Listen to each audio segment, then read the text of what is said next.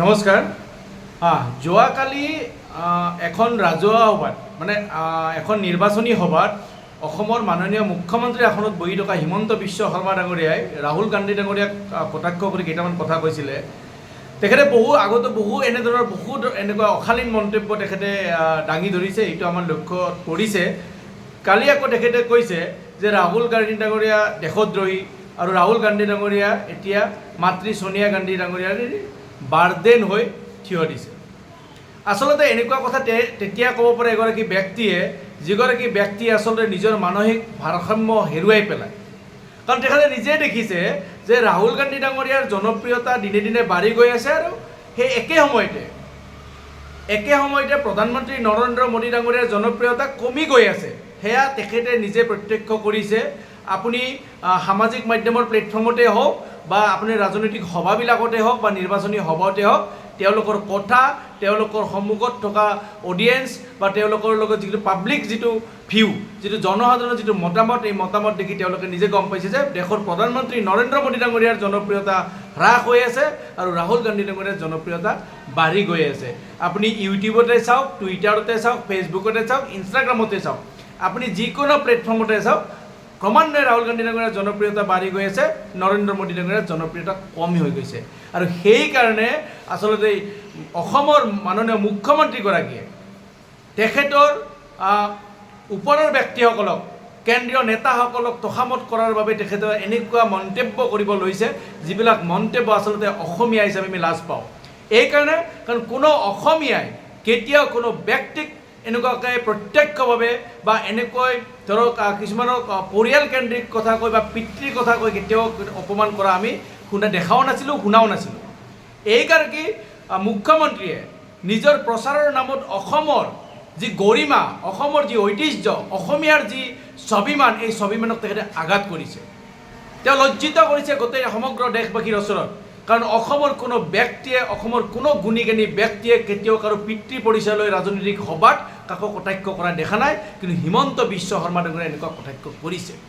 আৰু তেতিয়া এইবিলাক কৰিব পাৰে যেতিয়া নিজৰ ওপৰত সন্দেহ থাকে, যেতিয়া নিজৰ পত্নী বা পুত্ৰৰ ওপৰত সন্দেহ থাকে, তেতিয়া তেনেকুৱা ব্যক্তিয়ে হয়তো বেলেগৰ পুত্ৰ বা বেলেগৰ ব্যক্তিত্বক লৈ বা পিতৃ পৰিচয়ক লৈ কেতিয়াবা কুৱেশ্যন কৰিব পাৰে বুলি মই ভাবোঁ।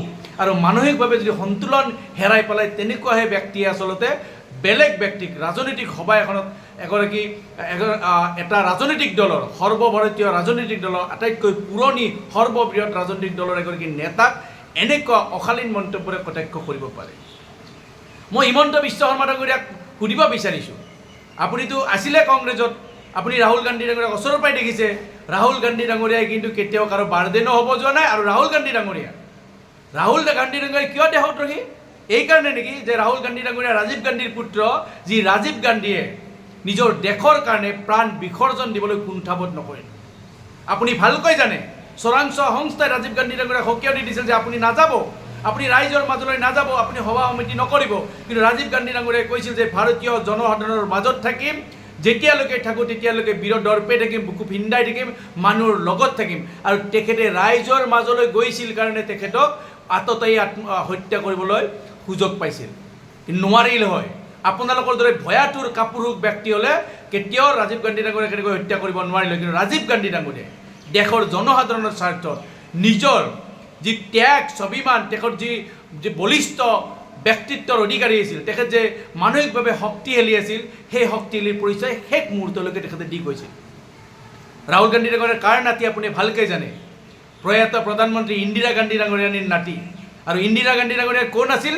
যিগৰাকী ইন্দিৰা গান্ধী ডাঙৰীয়ানীয়ে ভাৰতৰ চিৰবৰি পাকিস্তানক দুটুকুৰা কৰি পেলাই দিছিল, দুটুকুৰা কৰাইছিল।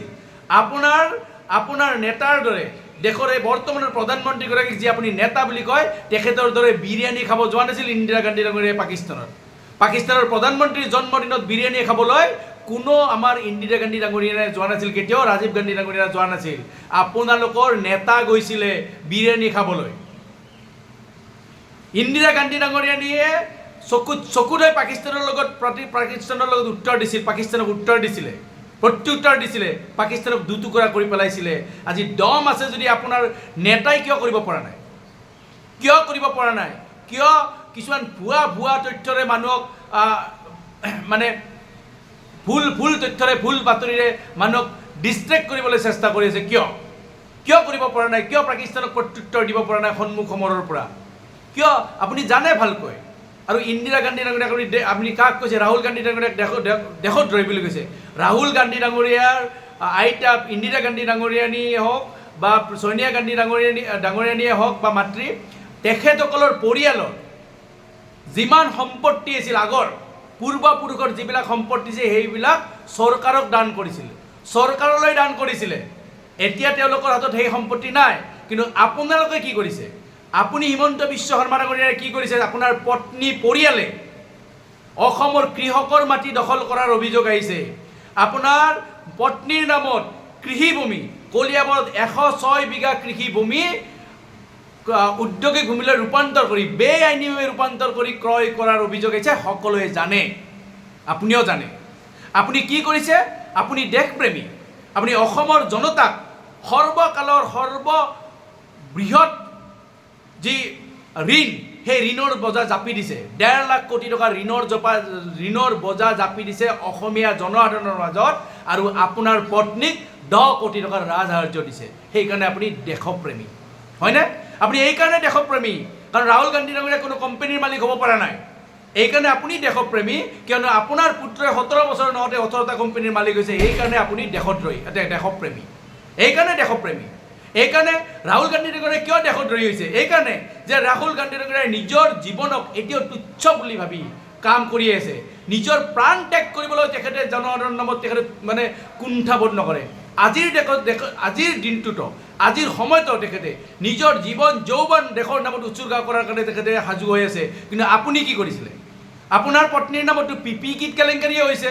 সাধাৰণ সৰু PPE কিটৰ কেলেংকাৰী, যিখিনি সময়ত মানুহ কৰোণাৰ নামত মৰি আছিল, সেইখিনি সময়ত আপোনাৰ পত্নীয়ে বিজনেছ কৰিছিল। আপুনি বেপাৰ কৰিবৰ কাৰণে ৰাস্তা উলিয়াই দিছিলে। সেইকাৰণে আপুনি দেশপ্ৰেমী।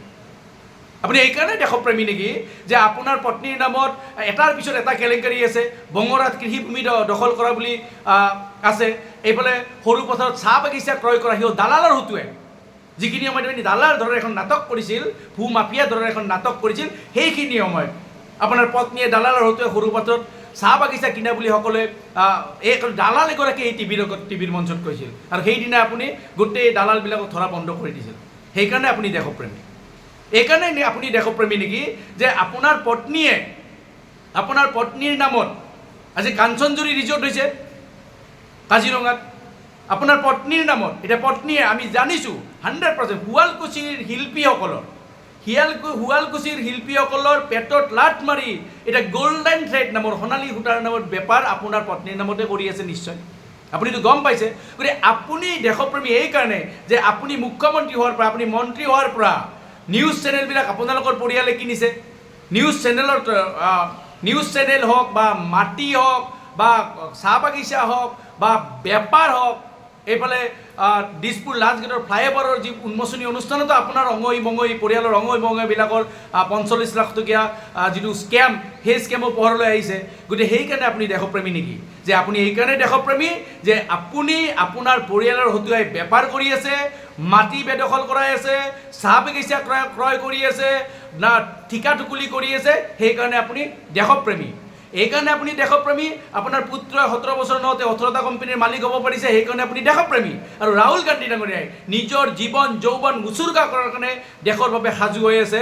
নিজৰ সৰ্বোচ্চ ত্যাগ কৰিবৰ কাৰণে তেখেতে সাজু হৈ থকা ৰাহুল গান্ধী ডাঙৰীয়া দেশদ্ৰোহী। আপোনালোকে বহুবাৰ চেষ্টা কৰিছিল, তেখেতক গ্ৰেপ্তাৰ কৰিবলৈ চেষ্টা কৰিছিল, লোকসভাৰ পৰা তেখেতক মানে বাহিৰ কৰি দিছিল। কিন্তু তেখেতে হাঁহি সন্মুখত আছিলে। কেতিয়াও তেখেতে জেলত যোৱাৰ ভয় কৰা নাছিলে। এইকাৰণে ভয় নকৰে। ৰাহুল গান্ধী ডাঙৰীয়া এখন বলিষ্ঠ সাহসী নেতা, আপোনাৰ দৰে কাপুৰুষ নহয়। ভাৰত জোড়ো ন্যায় যাত্ৰাত ৰাহুল গান্ধী ডাঙৰীয়াই যেতিয়া গুৱাহাটীৰ মাজেৰে যাব খুজিছিল, আপুনি ভয় খাইছিল যে ৰাহুল গান্ধী ডাঙৰীয়াৰ জনপ্ৰিয়তা দেখি হয়তো আপোনাক মানুহে ঠু কৰিব। সেইকাৰণে আপুনি নিদিলে। আপোনাৰ দৰে কাপুৰুষ ব্যক্তি পৃথিৱীত আমি দেখা নাই।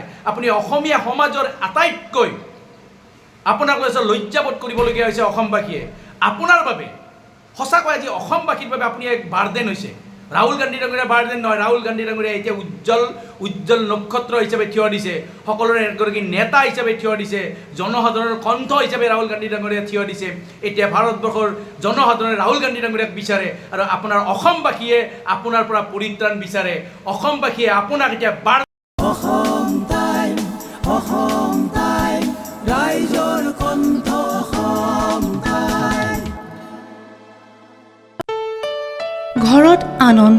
সম্পৰ্কৰ চমক বজাই ৰাখিবলৈ জৰুৰী হৈছে সকলো আনন্দময় মুহূৰ্তত মৰমৰ উপহাৰ দিয়াটো। সেইবাবে মধুশ্ৰী জুৱেলাৰ্ছে আনিছে সকলো ৰঙীন ক্ষণৰ বাবে বিশেষ গহনা। হীৰাৰে হওক, সোণৰে হওক বা ৰূপৰে হওক, শ্ৰেষ্ঠ ডিজাইনছ আৰু হলমাৰ্কযুক্ত গহনাই ৰাখে সম্পৰ্কক নিখুঁত। তেনেহ'লে আজিয়ে আনক আনন্দ মধুশ্ৰী জুৱেলাৰ্ছৰ সৈতে।